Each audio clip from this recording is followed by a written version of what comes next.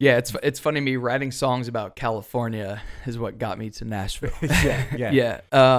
I wrote California Grown alone as I was driving from Sacramento to LA because I had just moved back to LA, and that long drive, that 6-hour drive of just nothing but farms and no cell service, and I was like, the thing of what you brought up, anytime we do an interview, me, John, anybody from California, like, it's always the same thing. Cool, so you're from California. Why country music? Yeah. Every single time. And as I was driving down that road, or that highway, I was like, this is why. I was like looking around. I was like, this is what we grew up around. Capital, man. Yeah, I was like, this is what we grew up with. This is the wild, wild west, man. Come on. Yes.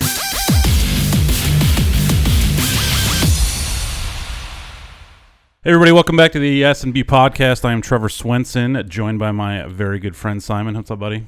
I'm here. Tell us who we got this week. We got my man Tyler Rich, the rising country artist who is just blazing up the tracks and killing it. How you doing, my man? Good, man. It's nice to do a podcast in person. Yeah. This is cool. Well, kind of. I mean, we're distanced to the point where, like I can't we're smell trying to be you. safe. Yeah. Yeah. I can't smell you, but I can at least see you without a Wi-Fi glitch. So this is great. That. Yeah. I like that. Wi-Fi glitches are not our best friend. I know. It's been rough. So bad. The Wi-Fi in our house, for some reason, there's like metal in specific spots, and it completely just screws our whole signal. And so I'll have important ass shit I got to do on Zoom, and then it's just everything goes black. And there's like, what happened to Tyler? I'm like, nothing. Sometimes it's like live TV. Wi-Fi has just been shot. And my management's like, yo, when you got to get your Wi-Fi fixed? I was like, we can't call any more people to the house. They don't know what else to do. So we're moving. I like it. You're moving to accommodate your Wi-Fi? Yeah. The house sucks because the Wi-Fi doesn't work. That kind of segues it, though, I guess, into my first question, because, you've been in Nashville for a long time now. Yeah. And LA. You've been bouncing in between both places. We should probably tell the guests we're shooting this in LA right now. So we are in LA right now. We are in LA. Not in Nashville. Yes. But I guess that was my first question, because you've been doing tons of bouncing back and forth, which I've seen over the years. And it's my understanding you are going to head back to Nashville now, yeah?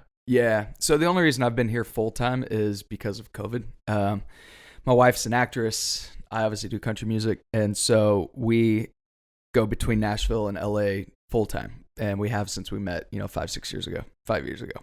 And either way, you guys are catching flights, and she has to come out here for business and work. And I'm assuming sometimes you do too as well. Yeah. Well, she's here technically full time, and I'm there technically full time.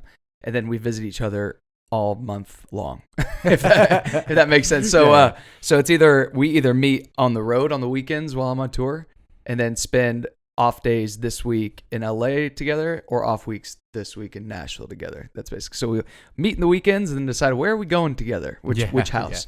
And so it's kind of crazy and chaotic, but it's all we've ever known. So it's also extremely normal to us. Mm-hmm. But now what's going to be weird is when this all goes away eventually. We're so used to now having a regular relationship where you're with your wife every day. And so we're going to go back to all of a sudden this weird back and forth and not seeing each other off and on kind of thing. And it's either going to be great to have some space again, or it's going to suck miserably. And we're pretty sure it's going to suck. Are you getting the COVID fatigue of being married, like, or your significant other, you're like, man, I see you every day, as opposed to when I'm always on the road or like doing whatever you're doing, like... For us, it's actually been great. There really hasn't been a fatigue as far as like wanting space, I guess. It's been, especially because it's our first year and a half of being married. And so we didn't have to spend our first year being in the honeymoon phase or whatever separate all the time. We've just been literally learning how to actually live together and walking the dogs and binge watching Netflix shows for the first time together. And I think that's so cool, because that was the same situation for me in my relationship. It was one of those things where, like, I feel bad for people that were in new relationships maybe during the COVID, because it was definitely tried and tested, you know, but for those people that were in a little bit longer term relationship, you had that healthy situation already where you're able to kind of be like, hey, I love you. We've done this for a long time now, let's embrace it. You know? Hey, this is the time to be writing country songs for sure. Because you're home, you're like, these are the new things going on. Yeah. This is good times. There's all sorts of just like real life stuff to hit on in every aspect. But we're so basically transitioning now back to Nashville full time, because I've only been in Nashville probably 10 days in a year. Wow. So I left March 13th. We were on tour. And Friday the 13th, I think it was what it was when the world ended, basically. Yeah, That's literally. so weird. And so we got home from Minneapolis, and the next day I didn't know what was going on, so I grabbed my dog, flew to LA, and because she was still doing shoots for a couple weeks, or at least what we thought was going to be a couple weeks. I was like, all right, well, I'll come to you. Your wife? Yeah. Okay. I was It's like you grabbed your dog and you're like, we're doing shoots. Well, for a few well, we weeks. do Like, have she's to- very dog, popular. right? We have to clarify to the viewers. Yeah, Tyler's dog Abby is a fucking rock star. Everyone knows who she is. Everything So about true. it. And you even have your own foundation for dogs, actually. Yeah. Yeah. It's called Rich Rescues. That's crazy, dude. Abby I was love the it. first Rich Rescue 15 years ago. She's 15 now. Yeah. Wow. No, it sucks. That's some age, man. No, you know what, dude? That is so crazy, though, because you have given her this long, illustrious life, and she has been your road dog forever, like literal road dog, which is insane. Yeah. And that was something I was kind of going to ask, because I remember your initial kind of move to Nashville, and you were like, I'm out of here. I'm going to chase my dreams. I'm going to go to, I want to, focus on country. That's your roots, which I feel like, there's that weird assumption with California where people are like, oh, you're from California, you surf and you fucking go to the beach, and all that stuff, which a large portion of that is true. Which is awesome. You know what I mean? But yeah, which is awesome. But you did actually, I lived in Yuba City for a minute, and I've been out there, and you grew up out there, and it's pure country, dude. Yeah. It's pure country out there. It's pure beautiful. country. It's beautiful. It's pure country, and I just keep picturing the movie every time you say that. Pure Which country. one? Oh, Pure Country Where movie? George Strait is Dusty, and he's, moonlighting as just like this random dude in a town to get away from his career. And that was my favorite movie when I was a kid. It's actually what got me into country was the movie Pure Country. Hey everyone, we have some amazing news for you guys. Manscaped is having us give away a huge package that's worth nearly $500. It's in celebration of our new episode with PBR bullfighting champion Lucas Teodoro. All you have to do to enter is subscribe to our YouTube page, and if you're already subscribed, you're already entered. That's it. We'll pick a winner by February 12th. We wish all of you good luck. Thank you to Manscaped, and subscribe now, everybody. Fellas, your balls happy? Support for Swenson and Bance is brought to you by Manscaped. The best in men's below-the-waist grooming. Manscaped offers precision-engineered tools for your family jewels. This stuff has some sick features. The waterproof technology allows you to groom in the shower. One of the coolest features is the LED light, which illuminates grooming areas for closer and more precise trimming. Let's get that bush and tush clean. Get 20% off and free shipping with the code BUYIT at manscaped.com. Make your testes their bestie. Your balls and your partner will gladly thank you. Oh yeah. Hey, music industry, need software? Prism FM is the only independent, all-in-one solution that helps buyers, promoters, and venues manage everything they do. From holds all the way through settlement, this software is all-encompassing. Let's replace error-prone spreadsheets with a secure, mobile-friendly platform. Teams can manage more with less, eliminating costly redundancies while improving team communication. Organizations using Prism will be able to recover faster when shows finally come back to life. Visit prism.fm for more information. You and your business will not be disappointed. We guarantee it. That's great. Didn't you have a relationship like with your uncle as well? I've seen you post maybe something along, and correct me if I'm wrong about your uncle, but Yeah. I mean, that was kind of a deep dive into country for you when you were a little kid, wasn't it? Yeah, my Uncle Tim was my music guy. So he was, and still today, anytime I see him, we get the guitars and we just play music. So I just grew up watching him with his buddies, barbecues. Anytime the family got together, it was him, bunch of guitars, bunch of guys in the backyard, just jamming and just playing anything from, Brooks and Dunn, Garth Brooks, George Strait, etc., to the Beatles and Creedence Clearwater and Tom Petty, to hitting all like kind of levels of rock and roll and country, and I just fell in love with performance that way, but then also all of those songs. And then so when I got my first guitar when I was 14, he kind of started teaching me the ropes. Those were the songs I wanted to learn how to play, because I was like, if I got this guitar now and now I can be in this band. It was never a band, but to me it was like the coolest band in the world was my uncle and his friends in the backyard. And if I could be in this circle, I got to learn these songs, and then once I learned those songs, and you see the way people sing along to Friends in Low Places, and you see the way they sing along to just Brooks and Dunn and all this stuff, it triggers that in your mind. Like, these are the kind of songs you're supposed to write. These are the kind of songs you're supposed to put out, because these are the kind of songs people like. obviously then I was 14 and then I got an electric guitar, and then Yeah. hey, then how what loud happened? can this Yeah. go? And Yeah. distortion, what are these pedals and what is this and what is this, and this band's fucking cool and this band's loud as shit, and then like, all right boys, turn it up, and then as soon as it just all of high school was punk rock, pop punk, metal, and the funniest thing is, because so many people were like, oh, you played all these different genres. You're not country. I've been listening to country since I was a kid. And I'm just like, that's fucking cool. So have I. Yeah. I will vouch for you, bro. You are as country as anyone else in this motherfucker. And I was like, yes, so have I. When we were in a band I won't mention so people can't Google it, but when we were in that band, that we were a dual singing band. I was 19, 20. Yeah. We had gotten signed by that label that I won't mention so they can't find Which one of those songs is still one of my favorite songs? Thank you. And that was distributed by Sony and like all that stuff. And so we had like this amazing, crazy record deal when I was 19. I didn't know what to do with. And we had 2 singers, and the 2 singers in the band, my friend Ryan and I, loved country. And then the other guys in the band hate country, right? But we were the singers, so we ruled the world, as they say. And we would be in the middle of shows and be like, all right, let's do Friends in Low Places. But we would do like double bass. Yeah.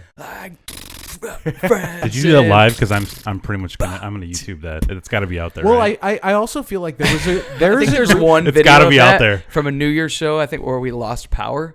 And so we did a garage band, just turned the amps up on stage, singing, belting until the power came. Just really loud guitars with drums, no amps, just belting it. But I think that's the only YouTube version of that song. I don't think there's like a full actual. It's somewhere in there. You should work that into your set though, for like your I agree. like a metal version. My of Low drummer Places. comes from that world. You know what's funny? He's all in. Yeah. I've seen you live, obviously, like a million times, and you do add some twists to your live show that I feel like I haven't seen from a lot of other country artists. Like you do. You do some really cool medleys that you always do live, and you're doing some songs that, maybe people don't hear in the country world. You might jam a Backstreet Boys one night if people get lucky. You know? Yeah. And that's what's crazy, though, too. And I feel like a lot of people, maybe they know you now and they see you as this country artist that's starting to, climb the ranks and see some success, but they don't realize that, you went through the mud for a long time to get where you are. And obviously, you traveled through several genres. And you're a hell of a piano player. I feel like a lot of people don't realize that either. Thanks, man. I can't remember the last time I saw you play piano, which is crazy. Honestly, yeah. I wouldn't say I lost it. So I actually started it with piano when I was 10. I wanted to join the high school band. Sorry, obviously nobody that's 10 is in high school. I wanted to join the elementary school band, and my mom was like, "Tyler, if I buy you the saxophone, you're never going to use this." And she meant later on. Yeah. No offense to anybody who plays saxophone. I wanted to play. And she was like, we got this old piano in the house. Why don't you do this? And I was like, that sucks. You can't even play in the band with piano, at least at our school. And so I took lessons, and then I was killing it. I was like 4 months in. My teacher was like, oh my God, you're so good. You're learning so fast. Don't ever quit. But then I was 10, and so I was like, Mom, this sucks. I want to do karate. And then so I made the same Piano mistake lessons about are tough to get their kids to go to all the time. Just be like, you got to go, man. Well, you don't see the end of goal. You don't see the goal, right? You just see the boom, boom, boom. You don't see. It's hard to chase a dream as a pianist. Yeah, unless you grow up loving Elton John, you don't really see this. I'm watching all these. I'm not seeing any lead piano players as rock stars. And so I didn't really see the end goal with it when I was that little, and I wanted to do karate. I think because Chuck Norris was really cool at that time. Dude, the only 2 people I can think of that rip piano insanely hard, and I know there's a million other out there, but I think of Elton John and I think of Ryan Tedder. Yeah. Oh, Ryan. And I'm like, those are the only 2 like famous pianists where I'm like, oh wow. That's Do you not know who like Liberace is?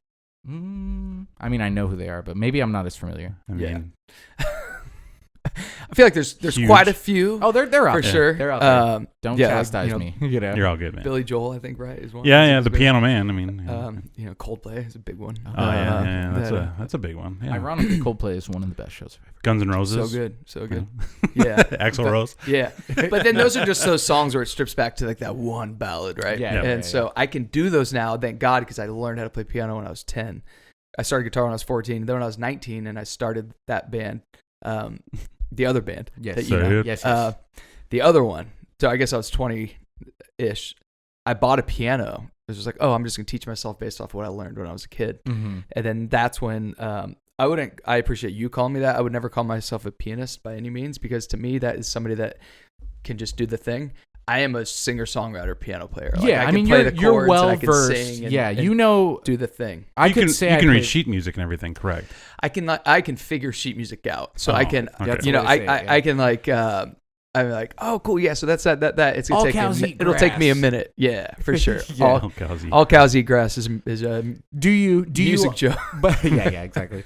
But I'm assuming that you still apply, you know, melody on piano to vocal melodies, Yeah, right? You everything comes down to the piano. Yeah. I mean, I'll sit there, and for me, it's so much easier to hit those root notes on my left and then figure out a melody on my right, and then that be a vocal melody, Mhm. rather than, you know, strumming my guitar and then be like, as soon as I get on the guitar and I start strumming, I'm immediately thinking melodies, but then I'm also thinking lyric right away. And sometimes that'll mess me up and get just, it'll kind of muddy the waters when I need to focus strictly That's on actually what's super catchy. Yeah, that's a really good point, though. That's a really good way of putting it. I never thought about it like that. You know, the Yeah. guitar can be distracting. You start thinking about those other zones, you know, where you're like, Mhm. oh, maybe I need to figure this out, you know. Mhm. But when you're actually Yeah. sitting down, piano's in front of you, you have bass and the treble, you Mhm. know, and you can create You can that. just go all the way up and be like, oh, that sounds pretty, you know, and then like, oh, I want this to sound really dark. And, you know, like obviously capos and stuff on guitars make that possible as well. But I find piano,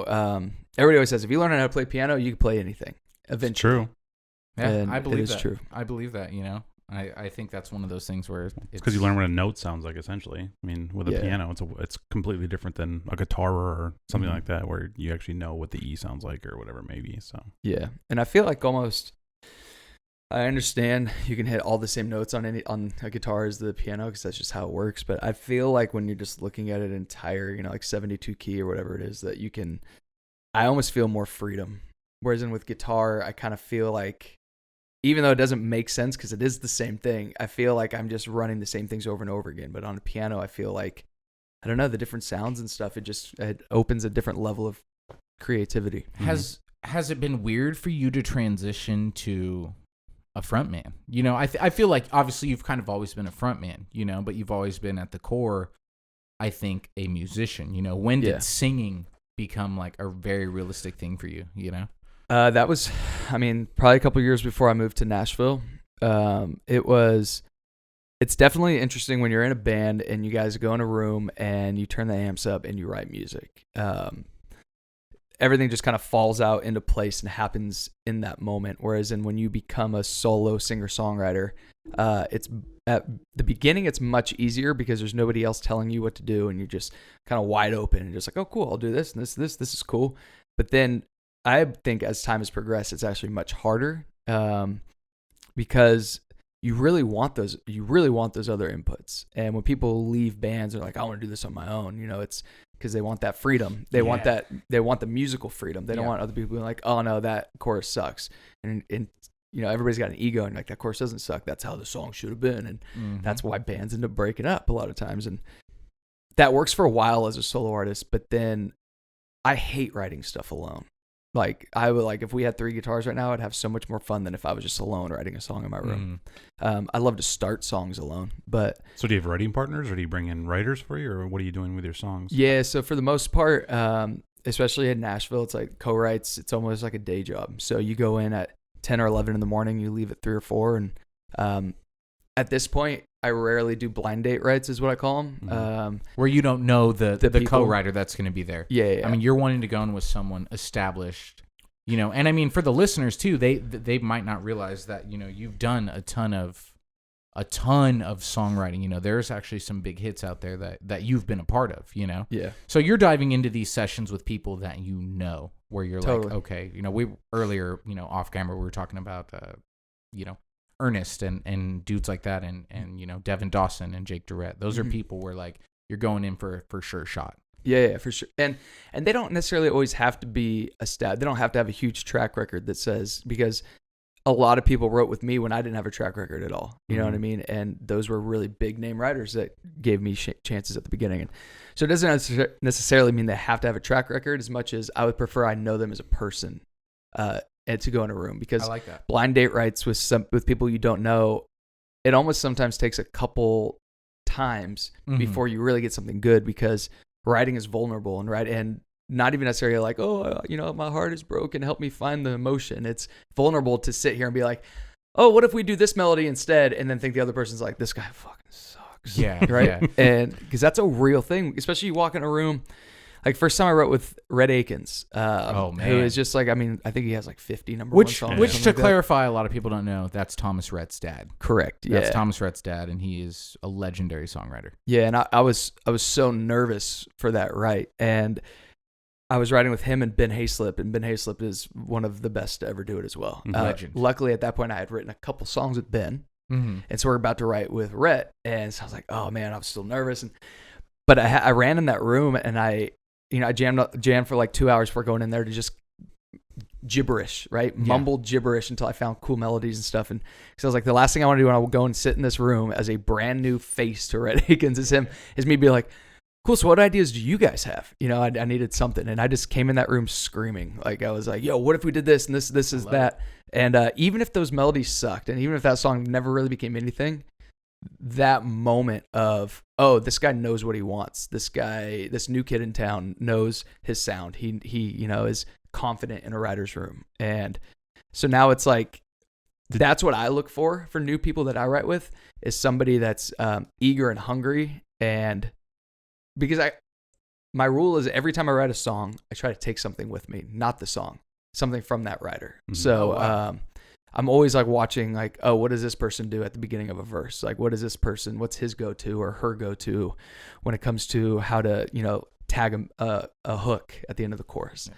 And I'll just write down little notes in my phone of like, hey, maybe think of this next time, and try to take something with me. And so if I feel like the right is going to be, because we do it so much. Mm-hmm. I mean, before I released the first single, after signing with Big Machine. Which single was that? The Difference? The Difference. Yeah. We had written, upwards of like 200 songs probably. Wow, 200. And that, over a couple years. That went on to become a massive song for you. That was kind of career defining, if, correct me if I'm wrong, but, that was one of the few songs where like it was everywhere, I remember turning the radio on here in Sacramento, and I figured they'd give you some big pump like NorCal Legend. No, like they just played it, Yeah. Like this is it. It was, which was great. And what's really cool too, and sucks when it's happening, because you feel like, oh, it's where I'm from, Sacramento. Like they're going to play the shit out of my music. And they didn't, crazy. Like, it had to, they started to, as soon as it started to climb the charts organically and like what it was doing.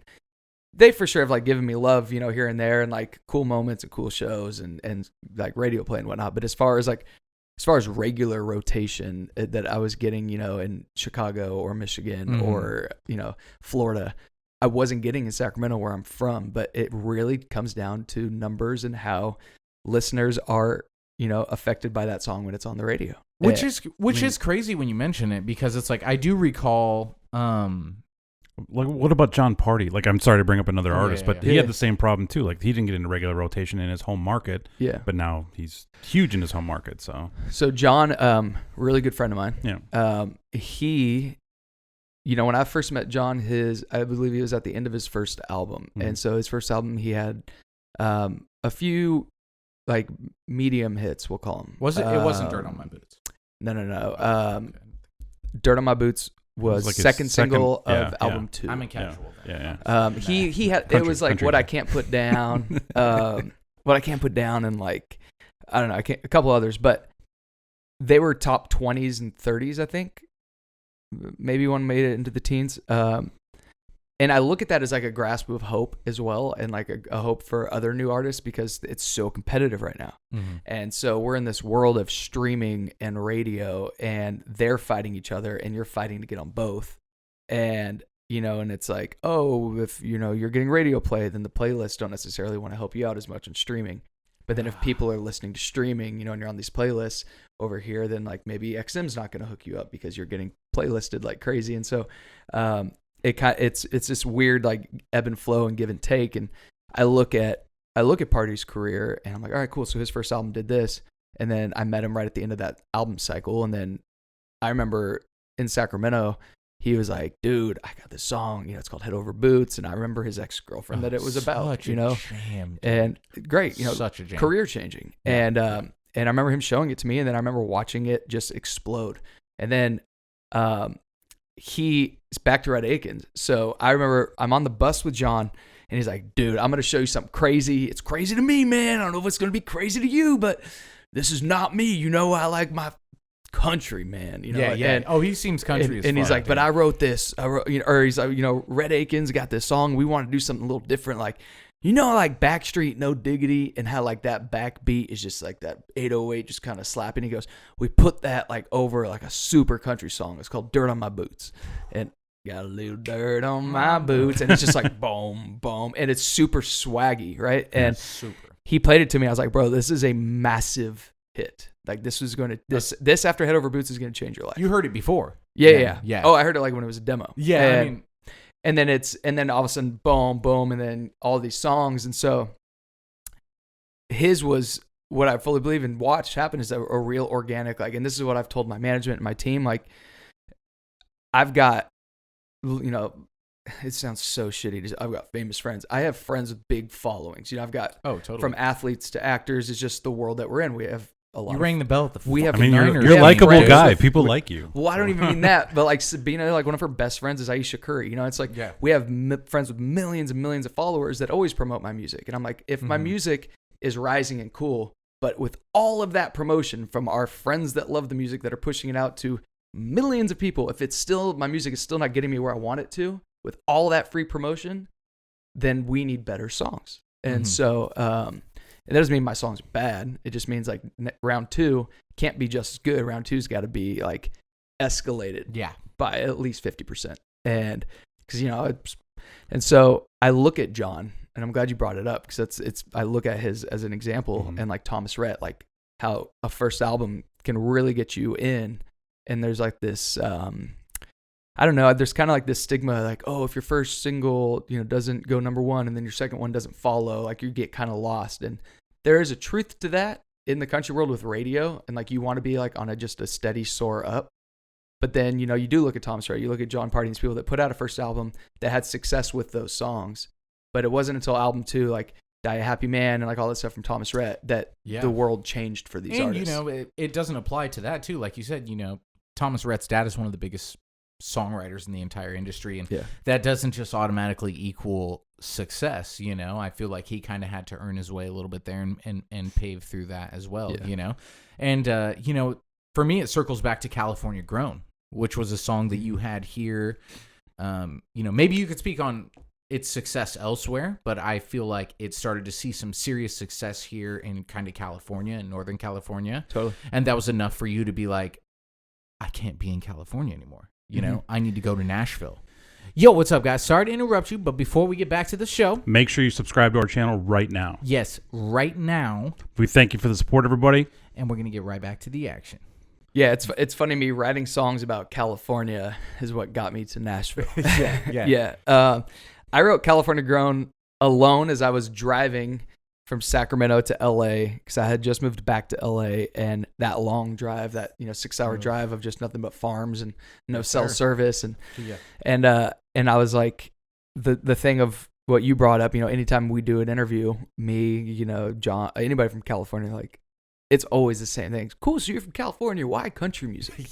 Every single time. And as I was driving down that road, or that highway, I was like, this is why. I was like looking around. I was like, this is what we grew up around. Capital, man. Yeah, I was like, this is what we grew up with. This is the wild, wild west, man. Come on. Yes. Sir. And so I just wrote that song about that and then put it out. And then, in California, it started, people just latched onto it because I feel like everybody from California that loves country music, whether it's old country, new country, pop country, whatever, they like what's on country radio and they like what's not on country radio, just as a whole. There's a million type of country fans, and those people were like, man, nobody gets us outside of California. They don't understand that we might be even more country than you are, and so I don't know. I feel like luckily a lot of people grabbed onto it. It's kind of like this pride song. And it started blowing up my numbers and all this stuff on Instagram, and then Spotify all of a sudden started as a thing. This is like 7 years ago.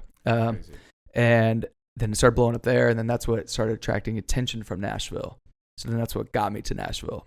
And I still try to write songs about California out there, but it gets a little You're tough. repping us, baby. Yeah, but you can't write a country song about L.A. It's a little difficult. I mean, you got to get out in the rurals. Yeah. I mean, California is the number one dairy state, and that hurts me to say, being from Wisconsin. So, is it really number one dairy? They've been number one in dairy for 20 years. Wow, that's interesting. Well, the we're biggest number one state in in the country. Avocados too, brother. Well, you got we could talk about that all day long too. So, but you guys have cheese curds, man. we do, and you guys got Aaron Rodgers. Well, he brought me some back. I mean, don't jinx that Yeah. because I read the articles this morning. They're trying to do that crazy trade, but I Aaron hope Rodgers to to the Niners. let's not do that ever. He's a fan.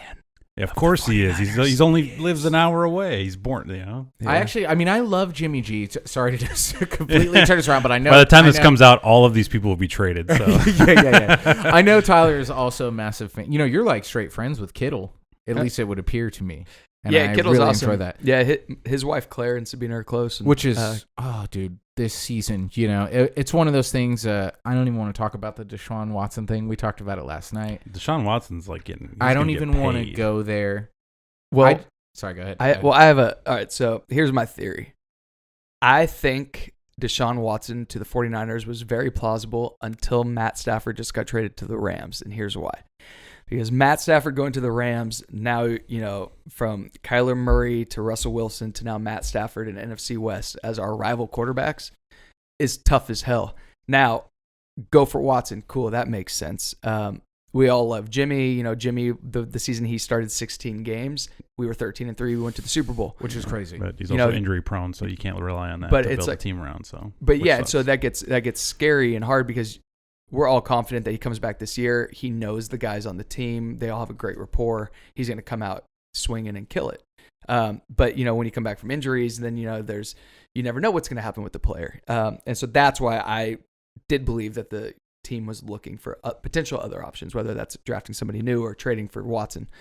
Now that Matt Stafford has gone to the Rams and seeing what that deal included, all of those picks and Jared Goff, which was a first-round pick for the Rams. Well, they had to buy up all that debt. Jared Goff has a guaranteed contract for like $72 million. It's so much. But I think now the Texans are going to be like, oh, well, Watson's worth than Bosa, all of these picks, no. plus this. They see that Matt Stafford got that. They're going to be like, oh, well, then Watson's worth this. I'll cry if they get rid of Bosa, dude. I think what's going to happen, I talked about this with a couple friends this morning, they need to draft some O-line, a new defensive end to replace D Ford, cornerback, and Jimmy G's good to go. And I will stand by that all the way to the Super Bowl in 2022. Well, I'm going to interrupt you because I'll give you this. So the team I root for, this is what they need.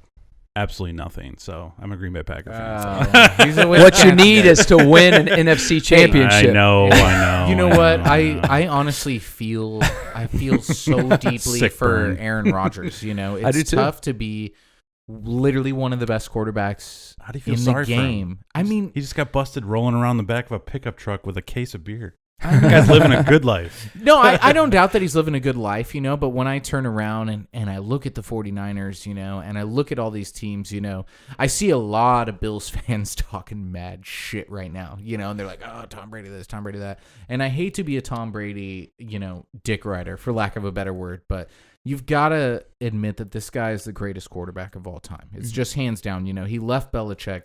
He came and he's in the Super Bowl this year. And let's be honest, the start to this season for them was a nightmare. Mm-hmm. You know, Gronk, as much as that's his boy, and Gronk had some huge catches this season, you know, I don't think that was a defining factor. I think we're talking about the greatest quarterback of all time, but he is, and you could correct me if I'm wrong. I just love that we're talking about all this, and like by the time this episode's gonna come out, like they're gonna play the Super bumping Bowl, this episode up specifically because of this. Specifically because of this, we're bumping. This is gonna come out after the Super Bowl. Let's give our predictions.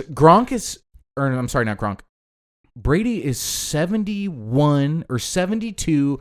And 2 I thought he was 73 against years old. the fucking Bills. Oh. You know what I mean? Isn't that crazy, though, when you hear that number? Yeah. Obviously, it was all with the Patriots, but I believe it's 72-2 against the Buffalo Bills, dude. What was it? Wow. Did you see the stat that they put up, though, about Super Bowls and Tom Brady? So, number of Super Bowls and the pie graph of how many Super Bowls Tom Brady's been in versus how many there's ever been. Yeah. And the number of Super Bowls in the last 10 years. And Tom Brady's like... Tom Brady's all of them. It's like, what? Yeah, he is the GOAT. I got to see him play against the Rams. I went to the Atlanta Super Bowl. Ooh. Oh, you did go to the Super Bowl. Yeah. What was that experience like since we're on our sports jam? I feel like going to the Super Bowl's got to be something wild. Going to Atlanta Super Bowl was fun, except for I was working all weekend, and so I only went to the game. So I flew in, I landed late Saturday night. Super Bowl is not just a game on Sunday. Super Bowl is like a 4-day event in whatever city it's in. And the parties and the concerts and the everything all week it's almost like a music festival. And so I show up super late Saturday night, party, have a great time, go to the game on Sunday. Going to the game was obviously incredible because you're at the Super Bowl. It's so much fun. Well, you weren't sitting in the nosebleeds. And no, I have a friend that's very generous, and he's a very close friend, and he likes to have fun with his few very close friends. And so he got us like 10th row, 50-yard line. Crazy. And so we had a great time. But last year, I went to see the 49ers play. And so that one was a whole different experience because I went for 3 days to Miami. We did all the parties. Lucky enough, because of what I do because of music, I got invited on like Sports Center, and we talked like this about the game. We did. Did you do any performances? It was on First Take. I performed at the pre-party for the 49ers for their friends and family. Acoustic, just me and guitar. But that's how I got to go to the game, right? So we had just come back from our honeymoon and just spent like a god-awful amount of money going to and from Bali we just got married, and worth every penny. It was incredible. But then we get back, and all of a sudden my team is actually, I'm in South Korea on a layover at 2-something in the morning, watching on my iPad the 49ers beat the Packers to go to the Super Bowl. And I'm sprinting in and out of the airport because Wi-Fi keeps going in between different places, and I'm like yelling and screaming, and all these people in South Korea are like, what the hell is happening? I got a jersey on. Anyway, so now all of a sudden we're in the Super Bowl, and I'm like, I can't pay to go to the Super Bowl. Sabina's going to be pissed. I was like, all right, so what do I do? Because it's so expensive to go. I was like, oh God, Chiefs fans. I mean, such a deal. Their first Super Bowl in so many years. Just to clarify, you would have paid. I would have paid for sure, but I was trying to figure out how do I not pay.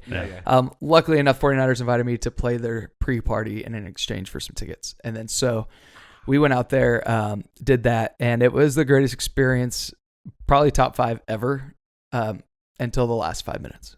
What was that? Yeah, until the last 5 minutes. What was that email? Ever going to a game or ever in your life?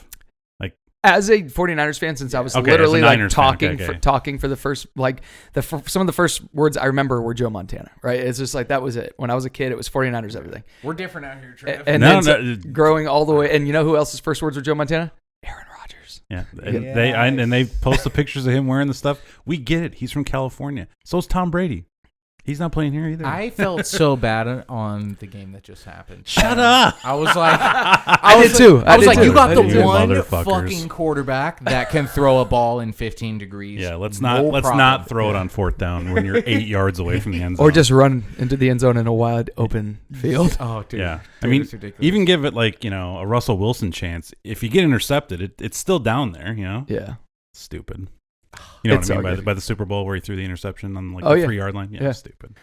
That but yeah, so Super Bowl, incredible experience. I mean, it's one of the coolest things in the world. Because of my wonderful friend, I also went to a World Series game, which is really cool, but it's like you're part of a series, right? You're one of the games, and whereas in the Super Bowl is such an event. That's it. It's like the mega, it's like fireworks and flames and everyone, I don't know. It's just so much fun. Who was the halftime show? It was J-Lo and Shakira. Yeah. It was a big one. Shakira. Yeah. No wardrobe malfunctions.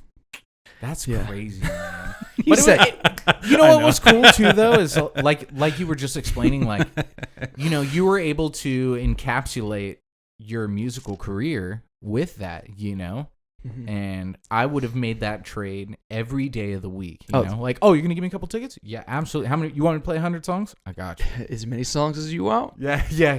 That's wild. But it was cool too because it was like, like Bay Area hip hop is such a thing, and like Pilo and like all these guys are hanging out at the party that I played at, and we got to go to the 49ers after party after the game, which was very sad. I was gonna say, was that a fun after party? Until everybody got drunk, and then it was, and then the team and like everybody that was invited got surprised with like Saweetie and Lil Wayne and DaBaby, and everybody performed, and it was like 600 people. Which Saweetie's from SAC.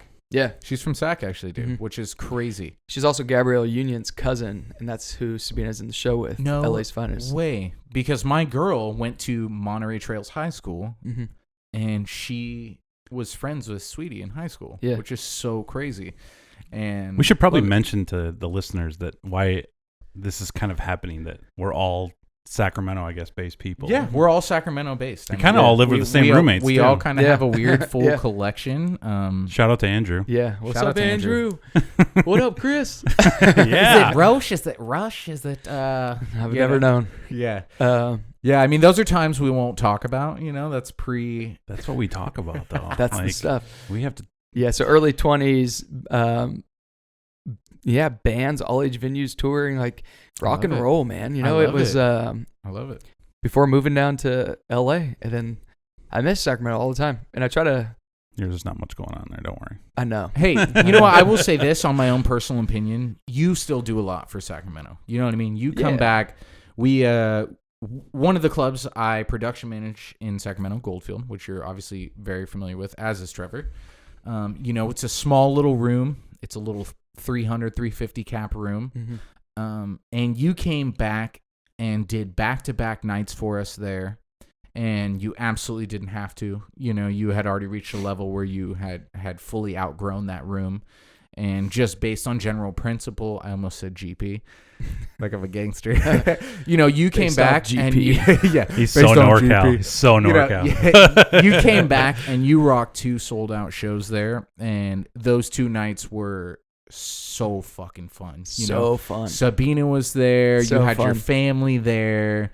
Obviously, Rush. Everyone was there. And we basically, for 48 hours straight, had a complete blast. And most importantly, a lot of people got to enjoy you in that crazy small setting, where they can... I think Vanessa was there. Where they can pull My the hair out. Oh, yeah? She's a big fan of yours, by the way. Oh, amazing. Yeah. Where they What's can... up, Vanessa? Hey. Hey. Where they can rip your hair out and whatever else, But it's cool. And that's where, thing. like, Sorry, Goldfield... That's where Goldfield started for me, right? That was once I decided to be a solo artist and write songs about where I was from and what I grew up doing, and about the girl from Sutter right next to Yuba City that broke my heart, like all these things. And I wanted to write these songs, and I wanted to take a singer-songwriter country approach. I mean, who are we kidding? My music's obviously extremely pop country. It's pop rock country. It's everything I grew up playing, just with country concept, emotion, and content. And when I hit that level, and I was like, oh, I want to come and play a show. And I remember driving with Eric Rushing. Eric owns Goldfield, a bunch of music venues in Sacramento. I almost said Nashville. One day, work on it, dude. Soon enough. Yeah, soon enough. It's gonna happen. And Eric, he's like, yo, I got to show you my new club. We were leaving Ace of Spades. He's like, I got to show you my new club, dude. We're about to open it up. It's called Goldfield. And I was like, oh, that's cool, dude. I want to show you these new demos. And I showed him my solo project for the first time. And he'd always heard me in bands, where it was like more aggressive and distorted and stuff. And this was like, it was my song Radio. It was like this sweet little country love song. Which is a jam. Yeah, thanks, man. Which is a jam. And he's like, dude, this is good shit. When this venue's open, man, you got to come play a show. And I came and I sat on a stool and played an acoustic show for like 15 people at Goldfield as like one of my first solo shows ever. Dude. And not one of it was my first solo show ever. Yeah, I was at that specific. It was show. Will Hogue. It was Logan Mize, which is cool. Now you flash forward 7 years after that. Logan Mize and I played in Germany. We did a UK Germany thing last year. Who is also an extremely cool dude. His team. I ended up doing something with his team one time. We had him at Goldfield back, obviously, multiple times. And Jose. Jose was the man. He was the photograph G there. that night, I love Jose, dude. Yeah, he's my dude. Through and he was Uribe, no one knows. We'll never know. Last name? We'll never know. Andrew Rush, Roche, Jose, Uribe, I don't know. Just call him by the first. Super talented. But yeah, Logan, man, he's the nicest dude in the entire world. And but that show, Logan was super new. Will Hogue was super new. Will Hogue, had written Eli Young Band, Even If It Breaks Your Heart, and that was like his big hit as a songwriter. And his own thing was blowing up, and it was just it didn't matter if there was 15, 20 people there. I thought it was so freaking cool that I got to open for those guys, and I've been touring forever, and I'd been touring forever before that. And you can go to a market that you think you're going to crush because you got a song that's doing great, and 15 people show up. It's just what happens. And then you can go 3 hours from there and sell 1,000 tickets. You know, it's just every city is so different. I mean, you did Country in the Park too, and there was like 20,000 people there. Yeah, whatever it was. You know? Oh shit! Headlining. That was before I even had my record deal. Yeah, that was a crazy one. That was my first show as a solo artist with the full band. There was a massive crowd there as well. That was had the Goldfield awesome. There. But it all happened because of Goldfield, and it happened because of iHeart, which is no longer in Sacramento. But JJ Ryan, who's now a program director in Oklahoma, he saw me play a show at Goldfield once I started coming back, and all of a sudden was playing acoustic shows that were, you know, selling 100 tickets, 150 tickets, and he saw me play a show, and he's like, yo, that song Radio is great. I'm going to play it on the radio. So he started playing it a couple days a week on Sacramento radio, just as like independent local artist type thing. And then that mixed with the Goldfield shows and me coming back every quarter or so blew up my Sacramento following, to then all of a sudden I get booked to a headline concert in the Park. You said Country in the Park, I think, which then I was singing KNCI. Sorry, I meant to say. But Concert in the Park. Concerts in the Park is, you've also done Country. Cesar Chavez Park. You've done Country in the Park. Country in the Park is Concert in the Park is what I'm thinking of, though, which I think way was later. a ton of people there for that one. Dude. Yeah, concert. Well, yeah, it was at capacity is what they had said, which is one of the biggest. It's a free show, you know, but it's is it 3,000 at capacity or something? It's 8,500. I believe. Is it 8,500? I thought it was 3,000. So still the biggest show I've ever played, whether it was or for as a headliner, even if it's free or not. But you guys still got to get people there. Hey, and I've been to somewhere people don't show up, so let's be real. It was freaking awesome. And that was just kind of like the start. That was like right when I was moving to Nashville still. And then, but yeah, Goldfield was the beginning of it. So that's why anytime Eric texts me, you know, you guys are opening the new one in Roseville by Sacramento, and he texts me videos and pictures of it last week. He goes, dude, I want you to be maybe like the grand opening event kind of thing. 100%. And you know, that one's much bigger and stuff like that. And I was like, of course, man, I'd love to. Fuck yeah. That'd be sick. That'd be sick. What's crazy about Goldfield too is, you know, if you go in the green room, which I know you've been in, you know, there's a lot of, you know, we have signed, we got a signed Tyler Rich poster in there for the both nights. And, you know, we did Morgan Wallen there. we did Whiskey Myers there. You know, we did sick. Everyone in that room, which is crazy. And I feel like that's something kind of weird for country touring. You know, there's a lot of phases of, you know, whether it be emo, metalcore, rock and roll, pop, or hip hop, R&B, where they can graduate through clubs. But, you know, we did fucking Co-Wetzel at Goldfield, which is just mind blowing to me now, you know, but you can have that. You guys did Maddie and Tay there. Yeah. I played that show. Yeah, you were at that show. Yeah, we did Maddie and Tay. We did Dan and Shay in a 1,000 cap room, you know, but it's crazy how, you know, you jump from that small cap and the next thing you know, you're on tour with Dustin Lynch and you're doing arenas.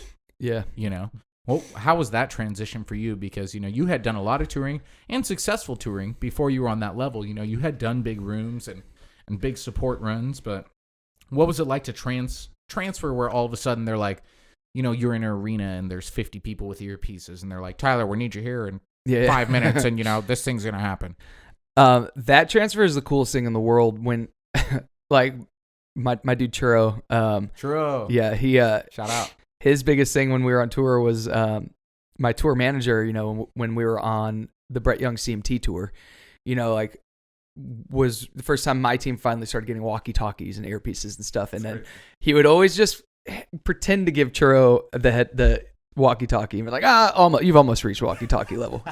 Because there is such a thing, like when you're in these, because we've played so many dive bars. We've played so many, like, and sometimes those are a lot of times the best shows because of the fans, right? And there's nothing fancy. It's rock and roll.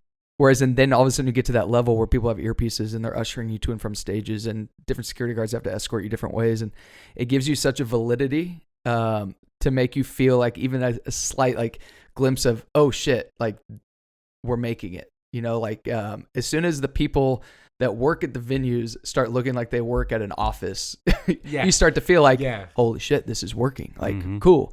But then, you know, you're always brought back down. You know, like the Dustin Lynch tour was incredible. It was 4 or 5 months, full US. I still didn't have my record deal. I did 30 minutes acoustic.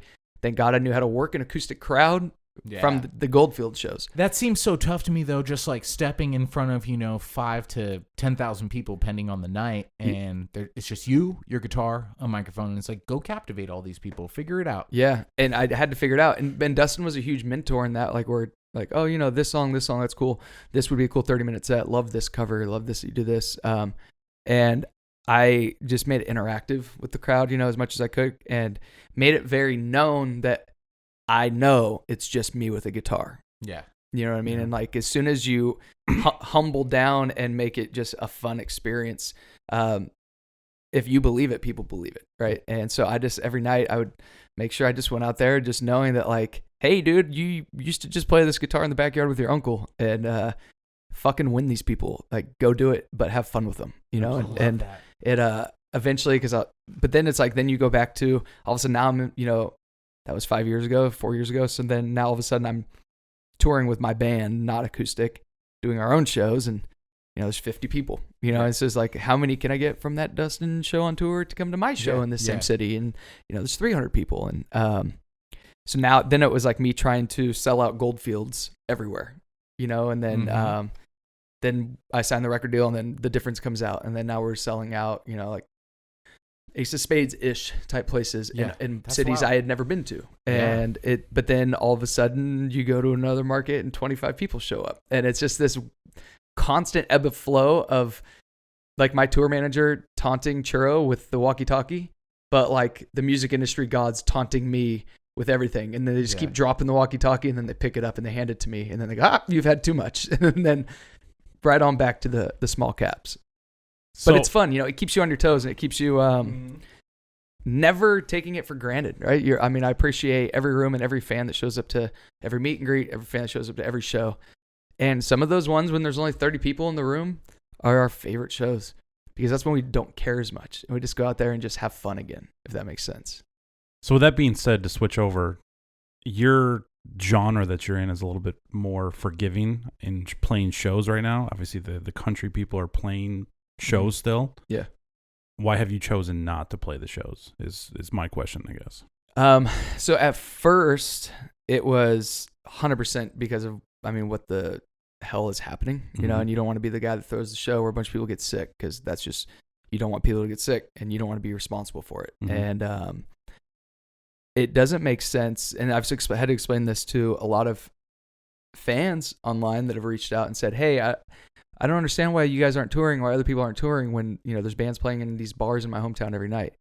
And what I've gathered, at least from my agents and whatnot, is the reason touring is halted as a whole is because you can't afford national acts. And so for a national act to get on that's like Texas is easy because you just drive around, play shows. But if you're going to actually go out, if we're going to go play a show in New York or something, venues aren't giving guarantees anymore because they can't guarantee people are going to come to these shows. They're door dealing. They're door dealing only. Everywhere. And if we already aren't working for a year and now I'm going to be like, oh, so you want me to bring my whole band across the country to a place that we've sold a lot of tickets in before to a 25% reduced room with no guarantee of how much money we're going to get. I was like, I can't afford to lose money because I haven't made money in over a year. And so that is the position a lot of artists are in, that it doesn't make sense to tour because there's just, unless you're a big act, because then it's like 25% of a very large venue is still, money to be made and they can space it out and it can go down perfect. But like the drive-in show I did in Sacramento, close to Sacramento. Oh, sold out. We sold it out. Yeah, I was going to roll out to that. And they were like, I think I texted you and it was like, oh no, dude, it's sold out. I was like, wow. But what's crazy. And at that point, like, it's not like a show where like, oh, it's sold out. I'm like, that's fine. Just give them tickets. They'll just cram in. Like, you can't cram more cars in, so it's like the cars are full. And it was sold out and I was supposed to be acoustic. And I was like, I'm not having my first show of 2020 be acoustic to a bunch of people that are bored in their cars. Yeah. Well, they could be outside of their cars, but so I had the band come in and I lost over $1,000 to play a show that I sold out because there's just so much overhead and they can't fit enough people. I won't say the artist's name, but I heard about an artist that is from Texas. And this was, early fall last year, but they were going to play a show in Texas that was going to be 25% capacity, but selling all those tickets, the artist was still going to make money. Everybody was going to be happy. The bar was going to do great. And this is an artist from Texas that sells plenty more tickets than that on a normal basis. And only like 200 people showed up. And that's in Texas. And so it's just like a consumer uncertainty of confidence that is impossible to measure of if we go anywhere, how are we guaranteed that we're going to make money? And every venue right now is like, if we lose money to do this show, because we have to give this person a guarantee. We might as well just keep staying closed because it's better to be closed than to lose money. 100%. And that's like the festivals, you know, they got to put all these deposits and these plannings and like all this stuff and pay their employees to book and plan all these festivals. But then those festivals kept getting pushed back 3 months and they were losing millions of dollars. And then, cool, so are these companies going to go out of business? They're like, no, fuck that. We're just going to push festivals to a year because we'd rather than losing millions, we're just going to pause. And hold on to what we do have left. And yeah, I mean, the last thing I want to visibly see when I go to a show, as much as I want to see 1,000 fans crushed up playing a show, is 1,000 fans crushed up playing a show and then going to see their families the next weekend. And, you know, like, and that's, you know, completely opposite from COVID has been made extremely political on every level physically possible. But that's not a political answer, if that makes sense. I just don't want to see people get sick. Making good music is hard, but marketing your music shouldn't be. It's simple. Simple was born out of the idea of wanting to help musicians and industry professionals better navigate the modern music industry. Whether you're an artist, band, manager, or record owner, Simple has a solution for you. They offer Facebook and Instagram ads management services, Spotify growth, content marketing consultations, and so much more. Visit their website at oddlysimple.xyz. That's SIMPL, no E, .xyz. No E. Go check it out. Thanks. From home studio to your office, your gear performs better in an acoustic-treated room. It's not your gear, it's the room. RLX Acoustics creates professionally tested products that's not some knockoff mattress foam. RLX provides free knowledge and support so that you can properly enhance your acoustics. Use code Swenson and Bance in all caps at rlx.com for 10% off your entire order. The #1 brand in acoustics, providing you trusted solutions for over 40 years. If it works for us, it's going to work for you. Make sure to go to rlx.com. That's AURALEX.com. Hey everybody, it's Trevor and Adam. We want you to check out Dynamic Talent International, the boutique booking agency with a personal attention to their clients' needs. From music talent, seminars, podcasts, and YouTube, DTI represents a wide range of incredible clients. Visit dynamictalentint.com for a full roster list and contact information. Go check it out. And there's a lot of turning gears too, you know, on top of all the health things, you know, people have to take care of their family and their family members. But there is a lot of gears in the music industry that people don't understand. You know, like, you know, to the casual watching this, you're like, oh, I had to bring my band out. You know, it's like, okay, well, you know what, guys? That's 6 plane tickets. You know, that's 6 plane tickets round trip. That's here back. Also, you know, that's shipping all the gear or renting a back line.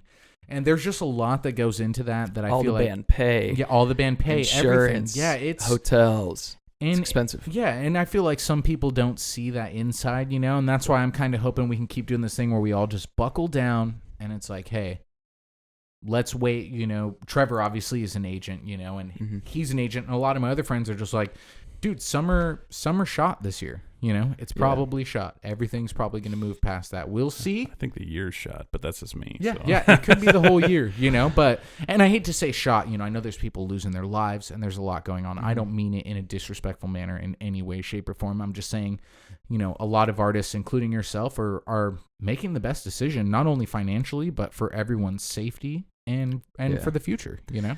And it sucks. You know, like I've got friends and more power to them in general for just doing what they want to do and what they believe in. I get it.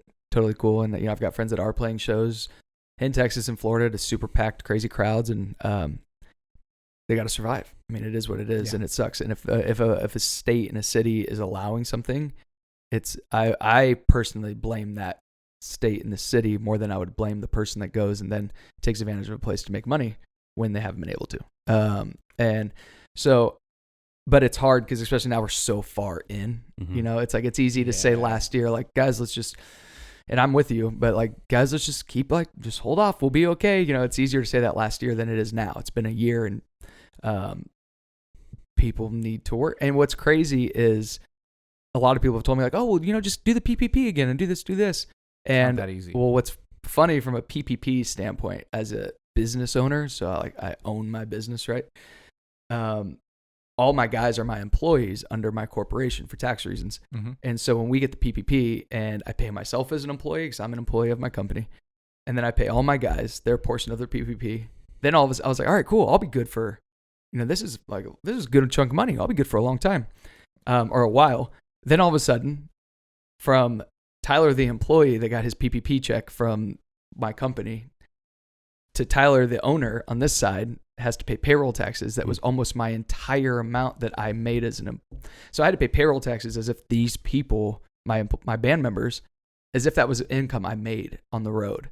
So then I pay all those taxes. So I barely even broke even on PPP. Yeah, it's crazy. And so there's a lot of things that are great for the employees and the people that are getting, reaping the benefits of what I believe is a mandatory PPP. Like, it has to happen if things are closed. 100%. But it just sucks that business owners of bands, business owners of restaurants, the owners aren't getting the kickback. The owners are only taking loans that have to be paid back.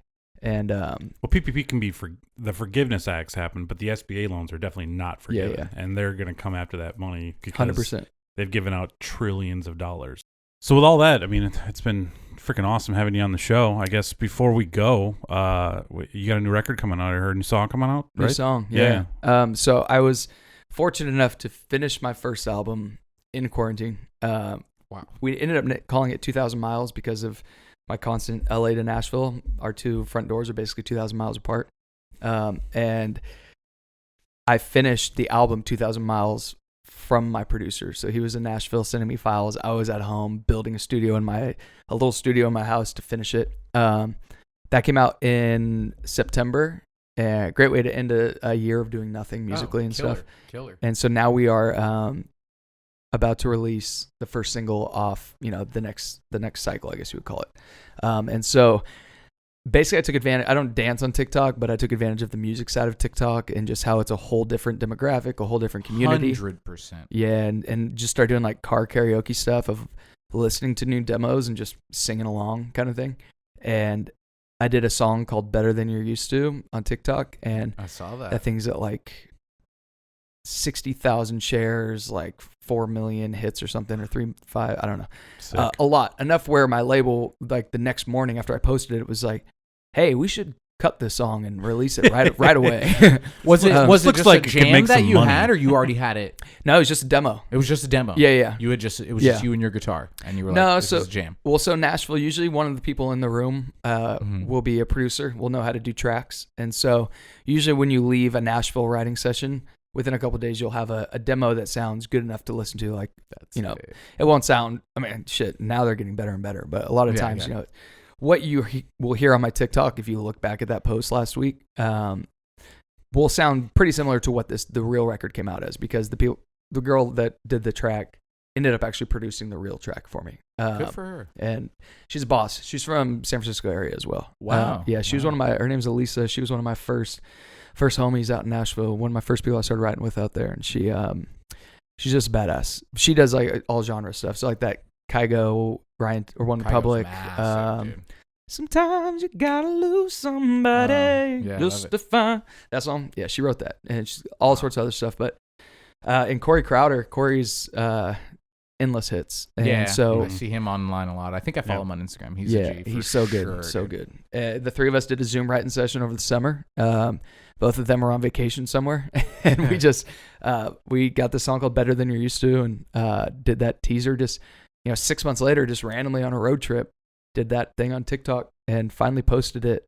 I recorded the driving video in December, and I just posted it last week, and here we are at the end of January. Wow. I was like, I'm going to throw this one up just for fun. And then all of a sudden, boom, now all of a sudden the label's like, yo, let's drop this song. Do you feel pressure?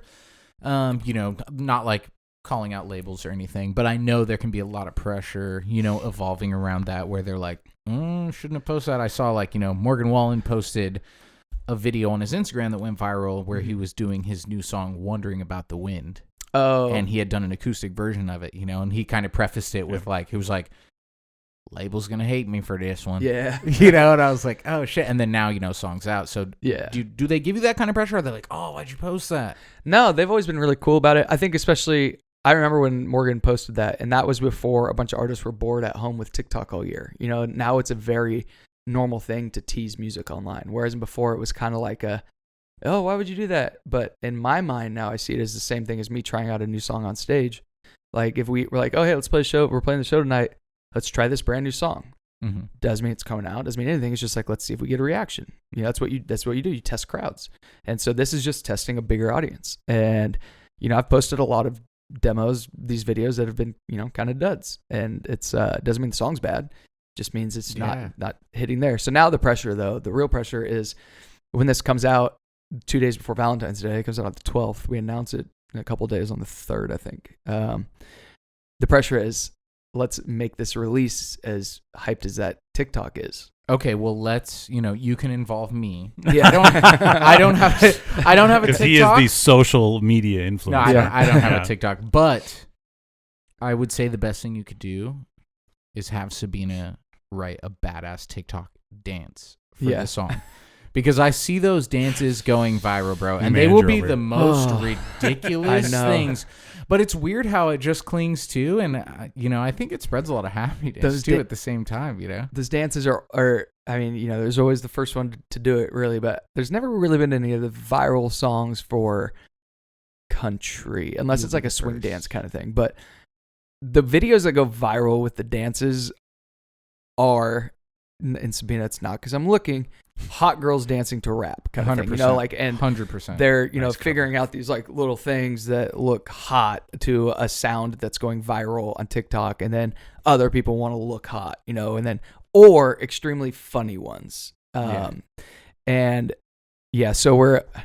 Dancing's always a thing. Yeah, we had a bunch of people were doing dances for my song "Feels Like Home." Yeah, I saw some of those. They were great though. They were cool. great, dude. It was kind of like Irish pub swing dance and river dance, throwing people over each other's shoulders and stuff. And it never took off and went viral, but it was so fun to watch people starting to do it. But what's funny is so "Feels Like Home" is one of our biggest live songs. Like the rooms erupt. But then on TikTok, the song did nothing, right? But then it's weird. So then we're like, okay, so let's make sure that, because things can blow up online, but not do well in real life music. Yeah. And then the other way around. So it's like, I need to make sure that the one that blew up on TikTok blows up in real life music as well. Well, sorry, go ahead. Well, Leave Her Wild is my second biggest song next to The Difference, hands down. Yeah. And it's such an ode to women and just relationships in general, and treating your partner with respect and loving them for who they are and not who you want them to be. And this song has been kind of like a, just this anthem we play that show and little girls jump on their dad's shoulders and chant the words of Leave Her Wild, and I love it. You'll watch, boyfriends, dancing with their girlfriends, making promises during that song. And with this song, Better Than You're Used To, we're getting a lot of comments that are like, this is like Leave Her Wild Part 2, because it's about just finding somebody that treats you better. It's like, you need somebody to love you better than you're used to. And they're like, and so we have high hopes that this really is Leave Her Wild Part 2. Yeah. And so we're going to just pump the shit out of it. And, let's do it. Yeah. You heard it here first. Yeah, you guys hear it. We're rushing this one out. We're changing tomorrow's episode. This one's coming right out. Yeah. Well, I think there's a lot of authenticity in your music. I know there is, especially knowing you on a personal level. He's a real dude. And just in country in general, I feel like real people lose that mystique, they start to just hear songs they like, and they're like, oh, I love this song, but maybe they didn't have anything to do with it. And it's cool how in your genre music, I feel like there's a lot of deep-rooted real issues that you guys are talking about in it. Leave Her Wild is obviously about your wife, you know, and I just think that's so cool that happens to be the one that you saw a lot of success with. You know? Thanks, man. Yeah, I try to, I've written a shit ton of really terrible just bar drinking country songs. I've written a lot of terrible songs that talk about trucks and those. Love those. Yeah. But it's you gotta come up with some old twang. Yeah. Such a Waylon fan. Yeah. Sorry.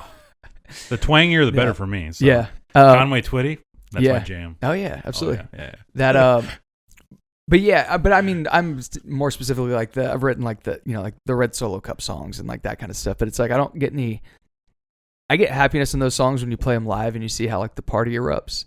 But I don't really get happiness in writing those kind of songs. I get happiness in writing songs that the concept is so deep that somebody will be moved. We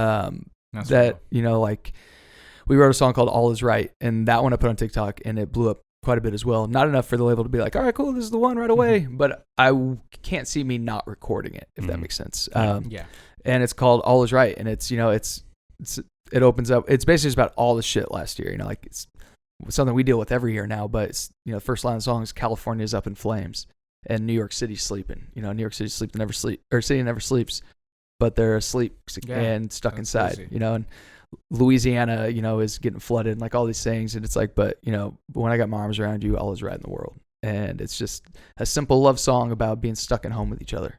And that, to me, mentioning the real life things in the verses that's really happening,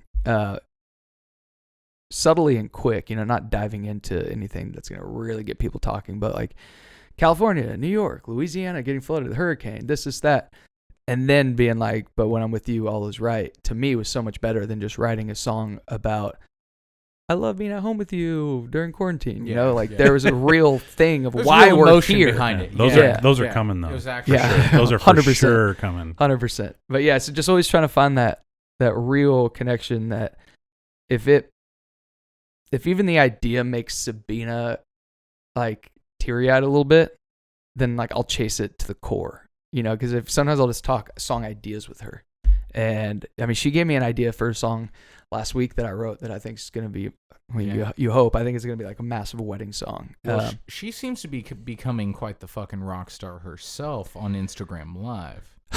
Like I had mentioned. She's killing it. Yeah, my girl's like a massive fan, and she like plays guitar on there and sings. No, she doesn't play. Hold on a second. Hold on a second. Hold on. Somehow you end up playing guitar. Sabina, which she knows, this is self-evident, she has the worst voice known to man. She's a very talented actress. She's got the sweetest heart, sweetest soul in the world.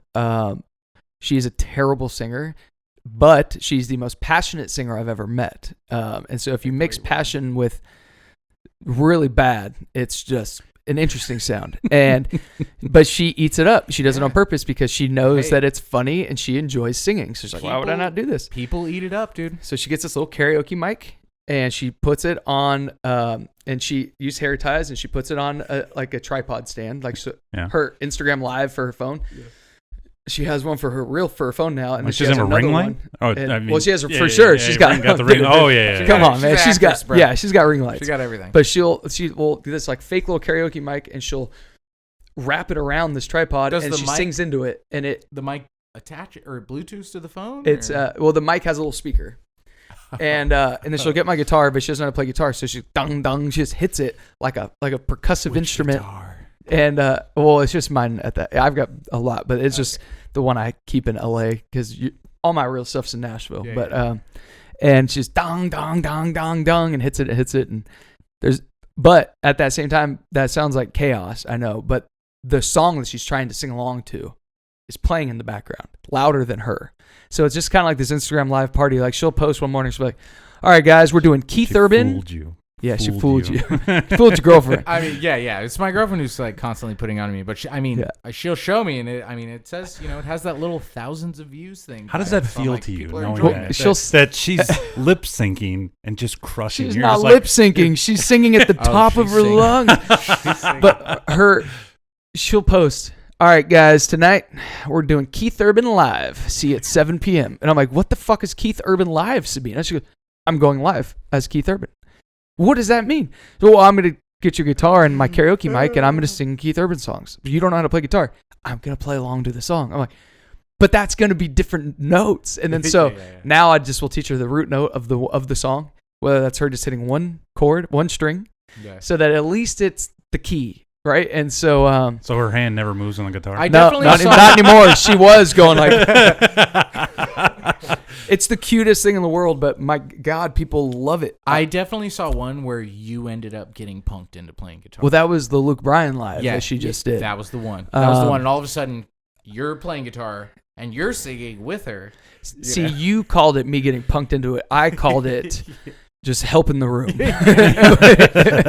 I was like, babe, I'm going to play guitar. You sing, because then I can I'm going to pick up some other parts of the song around it. And it kind of became this little... I don't know. Did you see the Christmas series that I did with her? Oh, yeah. Fuck. Oh, yeah. I saw it. She's like, I want to do a duet for Christmas. And so there's a whole series. If you go to December, if you look through December 10th. It's worth a watch. It's worth a watch. December 10th through December 20th or something on my Instagram. There's 5 videos or 6 videos, and it's hours of tape like this is that'll be edited down. Hours of tape that was I edited it into just 1 minute clips for 1 minute each day, and it's her trying to figure out how to our perfect duet for a Christmas song, and her trying and trial and error. That one's never sing that song. That's not gonna work. To then finally narrowing it down to the one, and then me taking her to the studio in our room and recording a real duet of the song with her and editing her voice and like hours of her singing until it was something that sounded good enough. And we did a All I Want for Christmas Is You duet. I love it. But if you watch the 5 videos leading up, you'll realize it's a work in progress getting there, and it's Built hilarious. Oh my God, it's funny. We'll throw the links in the bio for sure. Does she ever try to hone in your acting skills? Because I feel like, you obviously, you have the look, you're a good looking dude, you're a good singer, you're a talented musician, Has that something you've ever considered? Have you ever been like, maybe I should act too? I would love to. I think it's something. It's a whole different aspect of entertainment that I think would be really fun to chase one day. I think it'd be cool to be like, I'd love to be killed in a horror movie. I think it would be the coolest honor.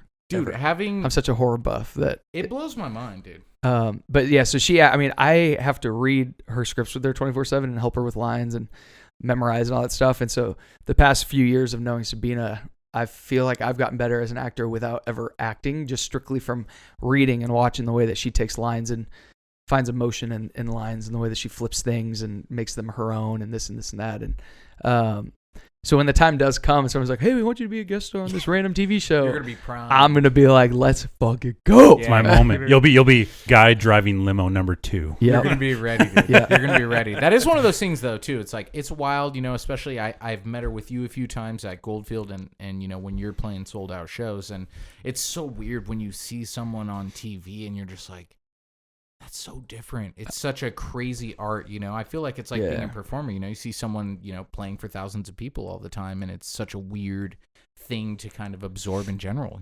Totally. Agent Live 360, the world's first and only publicly offered CRM software designed specifically for sports agents. AL360 is an incredible state-of-the-art software that does everything from keeping track of clients, professional, and college teams, to even company finances and client return on investment. This system does it all. Visit agentlive360.com for full details. Go check it out. Cat clothing for all the cat lovers in us. Visit catclothing.net for their full line of cat-inspired clothes. Hoodies, shirts, tanks, shorts, and even fitness gear are now fully in stock for the fall and winter season. Again, visit catclothing.net today. Check it out. Thanks, everybody. Meow, meow. Yeah, we even think it's, I don't know, like when we sit down, we watch something that she's in, it's interesting for me. Well, because you're watching your wife be somebody that she's not. Mm-hmm. At least when I get on stage, I'm a different person when I'm on. I am very much the same person when I'm on stage as I am, like just hanging out. Yes. But I mean, like obviously, there's such a polarity between the big show and then me at home, right? And so it's like, whereas in her big show from me at home to that is way different because she watches me on stage and she's just like, she sees a different side of me. I watch her on a TV show or movie and I see a different person. You turn to her, you're like, yeah. Is our whole life a lie? Yeah. Did you like making out with that guy? Yeah. When you're like crushing Netflix versus like crushing Access TV, it's two different. Like, this is the normal person playing their music that they wrote about us. And this is like, okay, you're kind of on Netflix, you're doing your thing. So yeah. And that was crazy with LA's Finest is that she was booked for the pilot and it's her, Jessica Alba, Gabrielle Union. She's booked for the pilot, and then they loved her. She was only supposed to be in the pilot. Then they loved her character, and they had her in like 6 episodes of the first season. But NBC didn't end up buying the show from the pilot. So crazy. And well, it's a super expensive show to make. Every episode, it's like action, explosions. But just seeing the show, it's like it blows my mind that any major, television company wouldn't be like, oh yeah, 100%, 100%, yes, let's get this, So then Charter Spectrum buys it as an original series. So there's been like so many ebbs and flows in this process, just being super pumped and then super sad, and then super pumped and then super sad. Yeah. So then it becomes a Charter show, which then only people that have Charter cable can get it. It's like only them on their on demand. Mm-hmm. So then nobody's seen the show. Then Fox buys it, puts it out on Fox this year. It does so well on Fox. Then Netflix is like, we want it too, and it didn't really crush on Fox, but it did well. So then all of a sudden now it's on Netflix, and we're like, oh, cool, it'll be a whole new audience. Crushing. And then it was number 4 top 10 show in the country, and we're like, what is? So crazy. We're just watching it climb. I'm like, and we haven't watched it yet, which is so funny. It's like she's always just like, I don't know, I'll watch it. I'm watching when the time comes. We've watched her clips, but we haven't watched the show in entirety. We know the story, and we watched like lots and bits and pieces online. And over that first year, when you could only get on Charter, like people would send us like half the episode, and we'd watch things. But we haven't sat down. Like now that it's on Netflix and we haven't sat down and been like, cool, let's press play on episode 1 and watch the whole season. Dude. Yeah. Oh yeah, we are. We have to finish a couple other shows that we've started before we can watch the one that she's in. She does. What are you into right now? So we're watching Schitt's Creek. We're in the middle of season 4. Mm-hmm. Oh, you got a ways to go. We only watch 2 or 3 episodes a week because we want that happiness to stay in our lives for as long as possible. It's a crusher at the end. Yeah. Like, we gotta have this, dude. And we're watching Servant on Apple Plus. Okay. It's like a creepy thriller. M. Night Shyamalan. If that's how you say his name, that's I another love last anything name. he does. The Village was Shyamalan. I think it's Shyamalan. It's Shyamalan, right? But there's lots of Y's in the middle. There's something in there. I'm pretty sure I've just said it wrong my entire life. Yeah. M. Night Shyamalan, he's a legend. He's so good. He either hits This or show misses. is yeah, true. But The Misses, for the right audience, is still a He's massive fire. hit, and Exactly. so it's like he's so interesting, and so he put out this show, and it's like, I don't know, we're halfway through the first season. It's creepy. This lady loses her baby and then has a doll that she replaces the baby to comfort herself as like getting over the loss of her infant, and then she gets to a point where she's so crazy that she hires a nanny to come take care of the baby for her when she's working. What's this called? It's called Servant. She hires a servant. Essentially like you guys are probably too young to know. It's like Hand That Rocks the Cradle, the movie. Oh, I forgot A Hand That Rocks the Cradle. I mean, that's essentially the movie. So I forgot about that. Damn. But the baby, all of a sudden, my era. You guys are a little young. I was like, when the servant comes, the baby is back to life. And the husband doesn't understand what the hell is going on. And it's like this weird, just like, I don't know if it's witchcraft, culty, like it's something that's like, you don't really know yet what's happening, but we're like 6 episodes in, and I could watch horror movies and thrillers and all this crap 24/7 with Sabina. She only lets us do it in waves together. And so if I was watching the show, I would have already been done with season 2. I think there's 2 seasons. But since I watch it with her, I get to watch like maybe 1 or 2 a week. Yeah. So, yeah. A lot of my friends have been like, dude, watch Man in the High Castle. Yeah, you gotta finish The Boys, and go crazy. The Boys is on my list. Yeah, exactly. I'm like, The it's on Boys. my list. I'm gonna get there. I gotta dive in, and figure it out. But The Boys is like See. brutal superhero, right? it's like superheroes, but they're shady, I'm told. cool. I haven't fully seen it, but Yeah. it's basically like there's a dude that's like Superman, there's a dude that's like so and so, but like they basically start their own crime in the world. Or Mhm. What movie I is don't that? know. So it's on the- so Amazon. it's villains. Amazon Prime. I don't know what's the special. movie. So it's What's the movie villains. that's like? Brightburn. No, where the guys the meteor crashes and then the kids. Brightburn. No. No. It's the one where it's shot all in first person. It's the one kid that's got a video camera. Oh, on. Cloverfield? No. I But like the fucking kid goes idea what crazy I'm and he's talking about. flying and he's Yeah, they all fly. They end up flying. Then Yeah, they got yeah. the nosebleeds, and then they have to train, and then they end up all getting superpowers. yeah. I can't think Oh, what and it's one called. of them goes. A few of them go south. They all go the- nuts, and Yeah, the guy with the video camera goes nuts, and he ends Is up it killing all something his 8? friends. Yeah, yeah. Something 8? No, that's super. That's You're thinking Super of 8. Super 8. Which is I'm thinking great. That was a fire movie. No, I gotta look. it But up did you just see to look it up. Brightburn? Because it was almost like a horror movie. No, I need to dive into it. It's though. I've heard Superman, of it. but evil. So the kid, Ooh. same thing. Like he grows up as like the way that Superman was raised out on a farm, Yeah. and it's basically like you're following his story, Clark Kent. But then it's as if all of a sudden that kid, he's getting picked on in school and flips a switch, and he's gonna like, fuck everyone it's up. brutal. Like he's Chronicle. evil. Where can Chronicle. I watch this? Chronicle. Is this a Netflix? Is Brightburn. this I don't know. I saw Brightburn in the theaters. I've never seen it since, but a I'll lot never of see people it in didn't like theater, it. that's for sure. I liked it just because it's, in my opinion, it's cool to see like what Superman would have been if he was picked on in school because he was different. Yeah. And it's brutal. It's I pretty mean, scary. He was picked on, but So, I'm gonna say one last thing, and then we're gonna wrap this thing. 'Cause Yeah. this was like we tried to end this, and like it just turns into like So many we just keep conversations. talking. We can I talk love for it. hours. I love it. which I is love great. But like, so I just finished Counterpart with J.K. Simmons. Okay. There's only 2 seasons, and it's on Amazon right now. It was on Stars, and they wrote this show like 5 years ago, maybe Mhm. 6 years ago, and they made it in 2017 and 2018, maybe 2019, whatever it was. It's about one world, and the guy finds a way, and the 2 worlds split into the exact same world, Okay. and it turns into spies. spying on each world. Cool. And it's, they have 2 of everything because it's, the worlds are the same and the people are the same. So what they did is they did an experiment, and the one world right now has a pandemic going on. And all of the repercussions and all this shit. They wrote this shit 5 years ago, and it's the exact thing happening right now in this world for real. I mean, it's a crazy show. What's it on? Counterpart. It's on Amazon right now. So cool. But J.K. Simmons, just interesting. I guess he's the insurance guy now. So yeah. Can we close the pod out with a Super Bowl prediction? I was just gonna say that. Let's roll those. I was just gonna say that. Holy shit! All right. Kansas City over the Bucks, 34-24. It's gonna be a ball out. That would be like one of the closest Super Bowls next to the Tennessee one. It's gonna happen. I mean, their quarterback is so raw, dude. It's gonna happen. Kansas City's dude. It's gonna be 31-24, and Kansas City's gonna win with a field goal at the end. I'm going that deep. Wow. So we're laying it on the pod here. So we got him on. All right. You next. I mean, I'm gonna go non-barn burner, and I'm gonna go Tampa Bay, but I'm gonna go like 21-7.